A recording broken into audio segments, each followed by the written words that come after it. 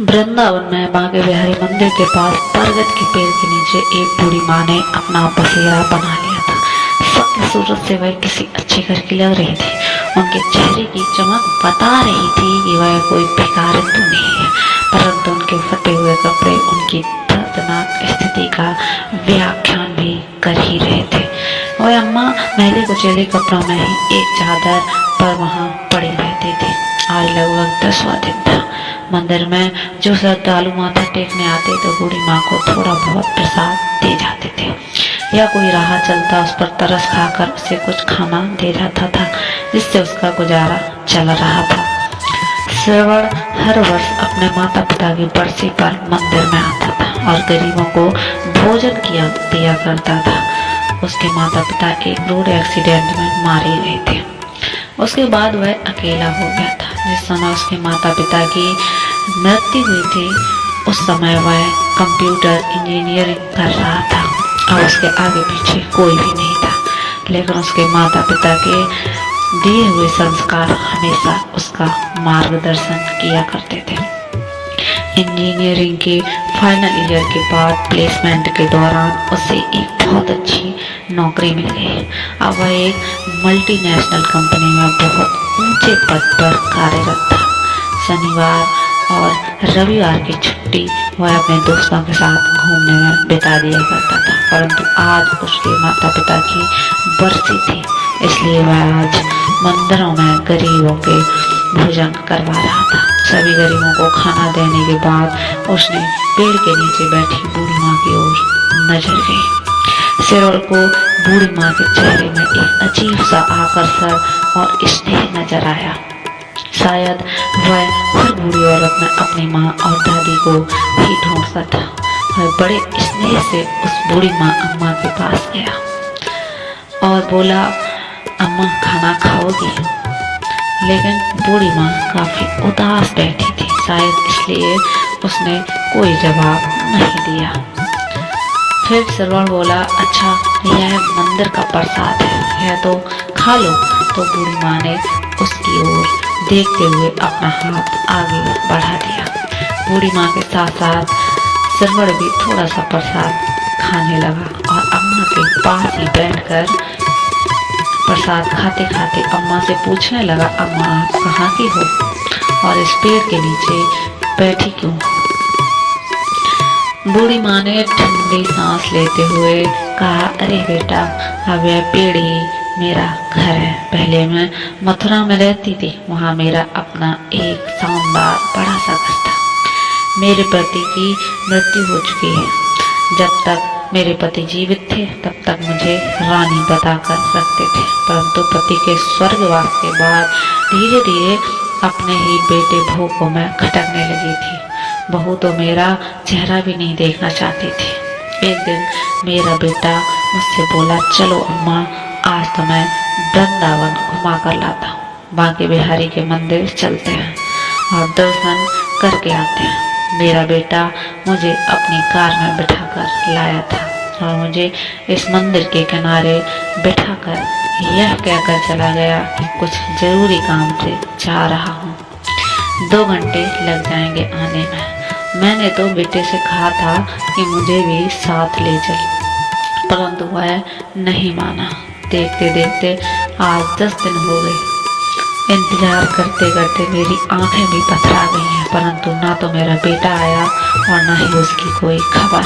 अगर मैं समझ चुकी हूँ कि मेरा बेटा यहाँ मुझे क्यों लेकर आया था, क्योंकि उसकी पत्नी मुझे बिल्कुल भी पसंद नहीं करती थी, इसलिए मुझे छुटकारा पाने के लिए मुझे यहाँ कान्हा जी के शरण में छोड़कर चला गया।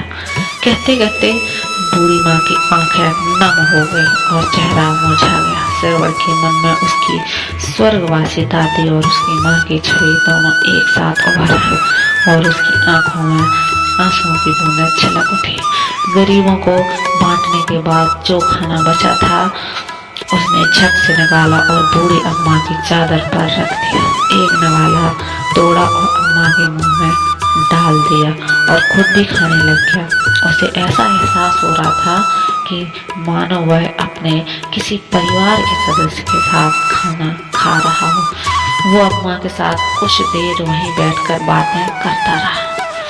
अपने माता पिता की मृत्यु के बाद वह एकदम अकेला सा पड़ गया था। बिना अपने माता पिता के उसे अपना घर ही काटने को दौड़ता था, इसलिए वह अपने घर में रहना ज़्यादा पसंद नहीं करता था।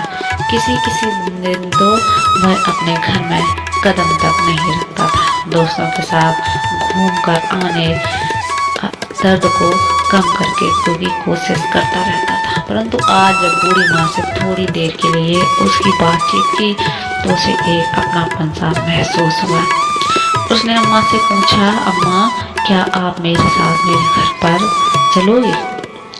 तो बूढ़ी माँ ने कहा, बेटा जब मेरा अपना खून, मेरा अपना बेटा है जिसे मैंने जन्म दिया और पाला पोस कर बड़ा किया, जब वही मुझे नहीं रख सका तो तू मुझे अपने घर में ले जाकर क्या करेगा?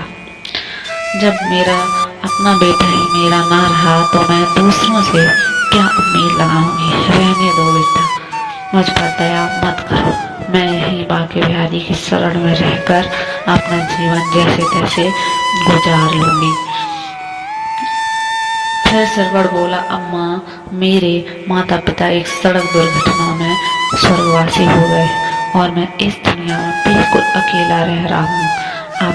आप मेरे घर में मेरे अलावा कोई नहीं है। आपका बातचीत करने का ढंग मेरी दादी से बिल्कुल मिलता है। आपको देखकर मुझे मेरी दादी याद आती है। यदि आप मेरे साथ रहेंगे तो मुझे बहुत अच्छा लगेगा। लेकिन मानो मुझे कोई दिक्कत नहीं होगी, उल्टा मुझे आपका सहारा मिल जाएगा। दिन भर के काम के बाद जब घर लौटूंगा तो कम से कम देखने के लिए आपकी सूरत तो होगी। आपके अगर हो सके तो मेरे लिए खाना बना दिया करना और घर की देखभाल कर लेना। आपको भी रहने के लिए घर मिल जाएगा और मुझे भी अपनी माँ और दादी के प्यार की ठंडी छाँव मिल जाएगी। तभी अम्मा ने कहा, बेटा तुम भावनाओं में बेहतर है बात कह रहे हो, परंतु मुझे मालूम है कि 2 दिन में ही मैं तुम्हें बोझ लगने लग जाऊंगी, फिर भी तुम भी मुझे निकाल दोगे। ना बाबा ना, मैं यहीं अच्छी हूँ अपने बांके बिहारी की शरण में। अम्मा क्या किसी को अपने माता पिता भी बोझ लगते हैं? हाँ, दुनिया के कुछ लोग ऐसे होते हैं, परंतु सारे तो नहीं हैं। अम्मा जिसके सर से माँ बाप का साया हट जाता है वह कितना अकेला रह जाता है, मुझसे बेहतर कौन जानता होगा। मेरी दादी भी आपकी तरह ही बहुत प्यारी थी और मेरे माता पिता ने उनका बहुत ख्याल रखा था। वे उनसे बहुत प्यार करते थे, परंतु आज मेरे घर में कोई नहीं है। मुझे मेरी माँ और दादी की बहुत याद आती है। आज मुझे अपनी दादी की छवि नजर आती है। मैं विश्वास दिलाता हूँ कि मैं आपको कभी भी बोझ नहीं समझूंगा। गहरी सांस लेते हुए सरवर बोला तो अम्मा का गला भी अवरुद्ध हो गया और उसकी आंखों से आंसू आ गए। अम्मा कुछ बोल न सकी।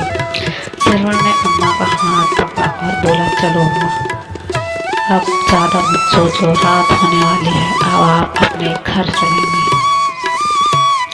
सरवर ने जैसे ही अम्मा का हाथ पकड़ा तो अम्मा ने उसके चेहरे की ओर देखा।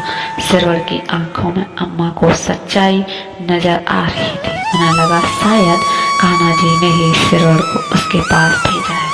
सरवर ने अम्मा को अपनी बाइक पर बिठाया और उसे अपने घर ले गया। इस घटना को आज 4 महीने हो चुके हैं। सरवर अब नियमित समय पर घर लौट आता था और अम्मा उसके लिए खाना बनाकर उसके आने की प्रतीक्षा करती थी। जब वह थक कर सोता था तो उसके सिर पर स्नेह भरा हाथ रखते थे। सुबह सुबह सरवर के उठने से पहले ही अम्मा कान्हा जी की पूजा कर लिया करती थी और सरवर का नाश्ता बनाकर रख देती थी। अब अम्मा को अपना घर मिल गया था और सरवर को अपनी दादी और माँ का सच्चा प्यार। दोनों एक दूसरे के साथ रहकर बहुत खुश थे। रात को सरवर काफी देर तक सोता रहा।